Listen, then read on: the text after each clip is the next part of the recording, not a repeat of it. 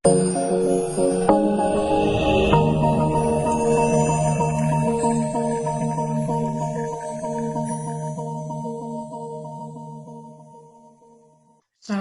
warahmatullahi wabarakatuh. Jumpa kembali dengan saya di channel saya, Lili Indarsari, mata kuliah Interaksi Manusia dan Komputer atau IMK. Pertemuan ke-14 ini kita akan membahas tentang prinsip perancangan tampilan. Ada beberapa hal di dalam prinsip desain antarmuka, karena perancangan desain antarmuka ini merefleksikan model dari mental user sehingga bisa mengkombinasikan antara yang satu dengan yang lainnya. Salah satu kriteria penting dari sebuah antarmuka adalah tampilannya menarik seorang pengguna, apalagi dia usernya user baru, sehingga dengan adanya daya tarik di awal, orang itu bisa untuk mencoba atau misalnya penasaran terhadap program atau aplikasi yang ingin dibukanya atau yang ingin dilihat di dalam suatu tampilan layar yang ada di hadapan matanya. Ada beberapa hal di dalam dokumentasi rancangan yang bisa dikerjakan pada prinsip perancangan tampilan. Ada beberapa caranya, yaitu membuat sketsa pada kertas atau merancang scape-nya bagaimana sehingga tampilan yang dihasilkan bisa maksimal dan sesuai dengan keinginan si pengguna. Kedua, menggunakan piranti prototype GUI. Kenapa GUI? GUI ini masih singkatan dari Graphical User Interface. Karena rata-rata aplikasi saat ini yaitu sudah atau semuanya sudah Object Oriented Programming. Yang ketiga, menuliskan tekstual yang menjelaskan tentang kaitan antara satu jendela dengan jendela yang lainnya. Dan keempat, menggunakan piranti bantu biasanya disebut sebagai CAS, Computer Aided Software Engineering. Ada beberapa hal di dalam merancang konsep antarmuka atau user interface. Beberapa prinsip ini harus memperhatikan karakteristik dari kedua belah pihak, baik manusianya ataupun komputernya. Di sini ada user compatibility, product compatibility, task compatibility, ada workflow compatibility, konsistensi, familiarity.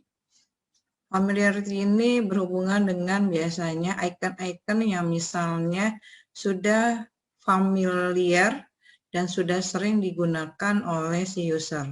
Contoh misalnya icon yang sangat dikenal atau sering digunakan adalah tombol disket pada Windows, baik di Microsoft Office, Word, PowerPoint.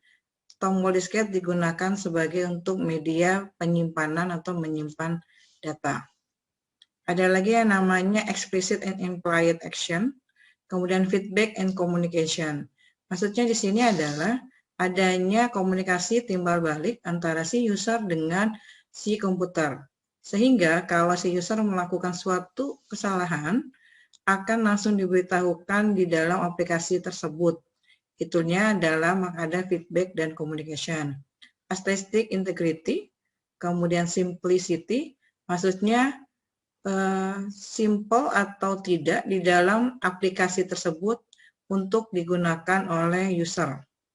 Direct manipulation, kemudian adanya kontrol, kemudian WYSI, WYG, what you see is what you get. Prinsip utama lainnya di dalam mendesain antarmuka adalah adanya flexibility, yaitu fleksibel di dalam penggunaan tools-tools yang ada di dalam suatu aplikasi, responsif, kemudian invisible terhadap teknologi yang ada, robustness terhadap pencerahan, pengaturan warna, dan lain sebagainya.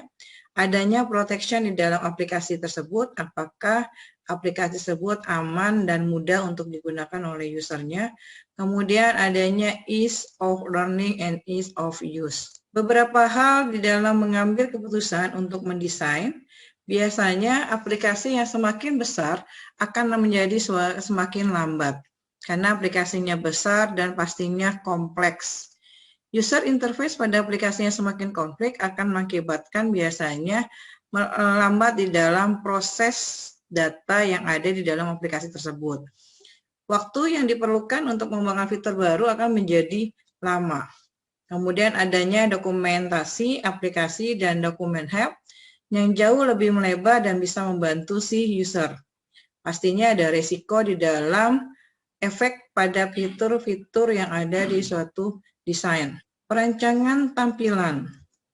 Di dalam perancangan tampilan dikategorikan atau dikelompokkan menjadi dua kategori besar, yaitu program aplikasi yang digunakan untuk keperluan khusus dengan penggunaan yang khusus pula, seperti misalnya special purpose software, maksudnya hanya software-software tertentu yang dipakai di dalam aplikasi atau perusahaan-perusahaan. Kemudian program aplikasi yang akan digunakan oleh banyak orang atau generic purpose software, karena ini berhubungan dengan public software. Contoh misalnya, kalau orang menggunakan Windows dengan Microsoft-nya, baik itu Word, Excel, dan PowerPoint, pastinya sudah merupakan umum atau sering digunakan oleh masyarakat banyak. Ada beberapa prinsip dan petunjuk di dalam perancangan. Antarmuka pengguna secara alami terbagi menjadi 4, yaitu adanya model pengguna, kemudian bahasa perintah yang digunakannya, umpan balik, dan penampilan informasi. Beberapa urutan perancangan di dalam merancang tampilan user interface yaitu harus bisa memilih ragam dialog yang akan digunakan, perancangan struktur dialognya seperti apa, kemudian merancang format pesannya bagaimana sehingga pesan ini bisa disampaikan oleh si user dari aplikasi yang dibuat oleh programmer.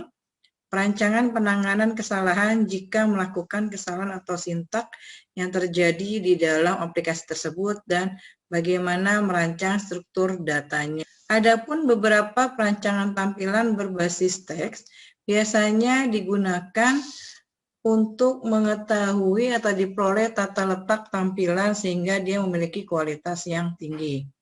Beberapa faktornya antara lain adalah urutan penyajian, kelonggaran, pengelompokan, relevansi, konsistensi, dan adanya kesederhanaan. Untuk berbasis GUI atau berbasis grafis, biasanya ini lebih fleksibel karena desainnya ini bisa dirasakan langsung oleh perancang ataupun si usernya. 5 faktor yang diperlukan di dalam mendesain grafis atau berbasis grafis antara lain ilusi pada objek-objeknya, urutan visual dan fokus pengguna, struktur internalnya seperti apa, kosakata, dan kesesuaian dengan media yang akan dibuatnya. Demikianlah materi MK kali ini. Semoga bisa bermanfaat untuk semuanya. Terima kasih. Jangan lupa like dan subscribe di channel saya, Lili Indarsari. Terima kasih.